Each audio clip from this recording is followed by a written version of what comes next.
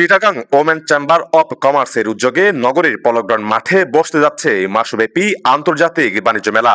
আগামী শনিবার আন্তর্জাতিক বাণিজ্য মেলার উদ্বোধনী অনুষ্ঠানে প্রধান অতিথি হিসেবে উপস্থিত থাকবেন চট্টগ্রাম সিটি কর্পোরেশনের মেয়র ডাক্তার শাহাদাত হোসেন। আজ দুপুর চট্টগ্রাম প্রেস ক্লাব মিলনায়তনে আয়োজিত এক সংবাদ সম্মেলনে মেলার বিষয়ে বিস্তারিত তুলে ধরেন আয়োজকেরা।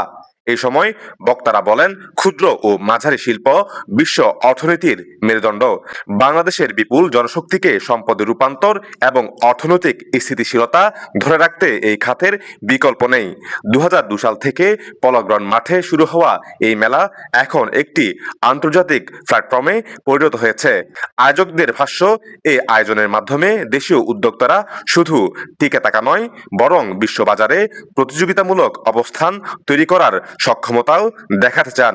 সংবাদ সম্মেলনে সংগঠনের সভাপতি আবিদা মোস্তাফার সভাপতিত্বে বক্তব্য রাখেন সংগঠনের সিনিয়র সহসভাপতি এবং মেলা কমিটির চেয়ারপারসন লুদমিনা ফরিদ, বেবি হাসান, জোবাইরা সাকি, নূর আক্তার, সীমা খাতুন, নিশাত ইমরান সহ অন্যান্য নেতৃবৃন্দ।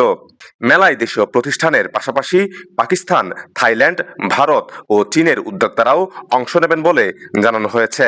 প্রবেশের টিকিট মূল্য নির্ধারণ করা হয়েছে 30 টাকা। আলাউদ্দিন হোসেন দুলালের প্রতিবেদনে দৈনিক নয়া বাংলা ডিজিটাল।